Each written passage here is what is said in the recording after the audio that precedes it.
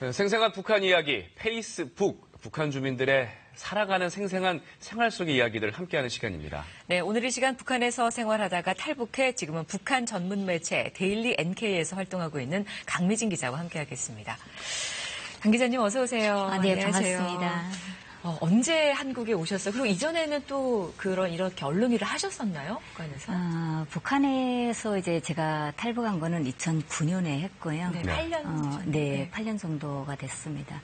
그리고 북한에서는 이런 일하고는 조금 무관한 행정적인 일을 하다가 탈북을 했습니다. 그러셨군요. 네. 그래서 이제 남한으로 오셔서 기자가 본격적으로 되신 건데 앞으로 이제 저희에게 북한의 실생활 소식들 많이 전해주실 거잖아요. 네. 지금 북한도 이 가을을 맞아서 수확이 한창이라고요? 그렇죠. 지금 이 시점이 가을이 한창인데요. 북한에서는 저희가 이제 한국에 와서 와, 정말 농촌동원이랑 그다음에 또 인민반 동원이 없다는 것에 막 환호를 하기도 했었거든요. 북한 주민들은 농촌동원이라고 해서 해마다 9월이면 이제 가을 추수에 나가게 되는데요. 이럴 때는 이제 중학교 학생들 또 모든 전체 주민이 이제 15살 이상 주민들은 대부분 다 농촌동원을 나가게 되는데요. 여성동맹이라든가 직업총동맹 또 노동당원들도 이제 모두 다 나가게 되는 거죠. 네. 농촌 동원에 그러면은 아까 아동은 안 나가죠. 학생까지만 여성들도 동원이 되고요. 그렇죠. 이제 학생들은 고등중학교 나이 때부터 나가게 되는데요. 일단 대학생들도 좀 나가고요. 고등중학교라고 하게 되면 북한에서 한 15살 정도가 되거든요. 그래서 대학생들도 각지에 있는 농촌 지원을 나가게 되는 거죠.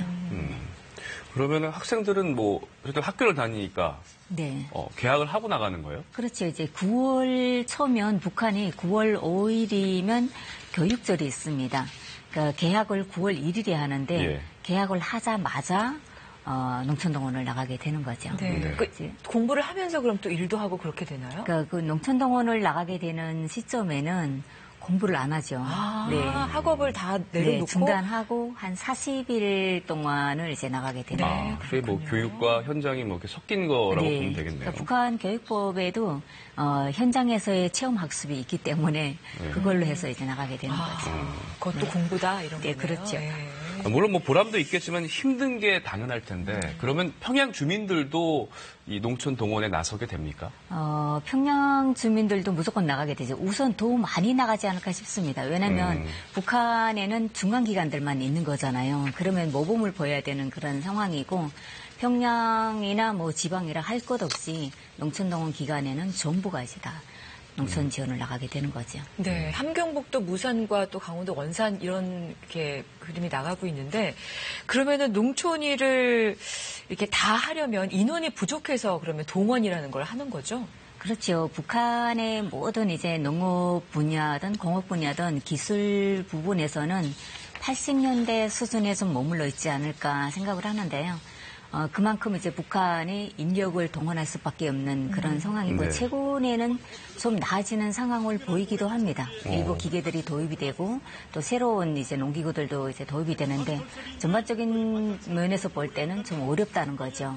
여전히 수공업적으로 일을 하고 그러면 최근 들어서야 트랙터라든지 그런 농기구들이 들어온 거군요. 네, 그러니까 일부 농장들의 선물 트랙터도 좀 보급이 되고 하지만 그래도 전반적으로 볼 때는 좀 어렵기 때문에 일부 이런 데서는 어떤 경향도 또 있냐면 주민들이 농촌 동원을 나가기 싫은 사람들도 또 있는 거잖아요. 안 나갈 수 있나요? 그럼? 네, 그렇죠. 그러면 이제 정말 부와 빈의 격차가 거기서 나타나는데요. 돈 있는 주민들은 그러는 겁니다. 이제 돈을 좀 뇌물을 주고 농촌 동원을 안 나가게 되는 거죠. 네. 그래서 어린 자녀들, 우리 자녀가 이제 농촌 동원 나가서 힘들 것 같다 이러면 부모들은 뇌물 공세에 들어가게 되는 거죠. 이게 공식적인 건 아니고, 그렇죠. 아니 몰래 어쨌든 통한다는 얘기잖아요. 그래요. 근데 사실 집을 떠나서 다른 곳에서 숙식까지 해결하면서 일을 한다는 게 쉽지만은 않은 일인데 불편한 점이 참 많겠어요. 참 많죠. 이제 농촌 동원을 나가게 되면 거주지에서 한 10km 반경 안에 있는 사람들은 매일 도시락을 싸야 됩니다. 그러니까 도시락을 싸게 되면 집에서 먹을 때보다 신경을 더 써야 되는 거잖아요. 그렇죠. 네, 그런 면도 있고 일단은 그보다 좀 더 거리가 있다면 숙식을 아예 농장 쪽에 정하고 있는데요. 그 집단 숙식을 할 수 있는 데가 있어요? 그렇죠. 이제 농장 집집마다 이제 배정을 하는 거죠. 네. 인원을. 그렇게 해서 이제 농촌동원을 하다 보면 주민들이 이제 일하고 들어오면 흙먼지도 있고 그렇죠. 뭐 주인들이 어쨌든 그렇다고 도울려 온 사람한테 짜증 낼 수는 없는 그렇죠. 거잖아요. 네.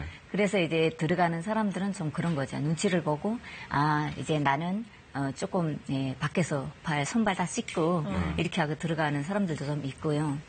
어쨌든 주민들은 눈치껏이 살아가는 거죠. 근데 일단 멀지 않으면 일단 집으로 오기도 하는 거죠. 그렇죠. 일을 돕고 난 다음에 네. 오기도 하는 거죠. 농촌을 떠나는 사람도 조금 있겠어요. 네. 힘들어서. 저도 이제 농촌에서 살았는데요. 네. 농촌에서 살고 있는 농장 자녀들이 있습니다. 북한은 이제 주거 이동의 제약이 좀 많은데요. 그러다 보니까 농장이라든가 뭐 공업 이런 부분에 있는 사람들은 할아버지가 그 농장원이고 뭐 할아버지가 뭐 간부였다면 그 손자 대도 다 그걸 하거든요. 그러다 보니까 농장 또 내지는 또 간부 이런 사람들은 결혼을 빌미로 한번 탈출할 수 있는 기회가 주어집니다. 근데 그러네요. 그것도 여성에게만. 네. 남성은 이제 그 대를 지켜야 되니까. 여성들은 저희 고향에서 살던 친구들은 그러죠. 넘자 배감령 이제 결혼식이. 네. 알겠습니다. 오늘 생생한 북한 이야기 오늘 첫 시간 함께 했는데 권미진 기자와 함께 했습니다. 다음 주도 함께 할게요. 고맙습니다. 네, 고맙습니다. 네.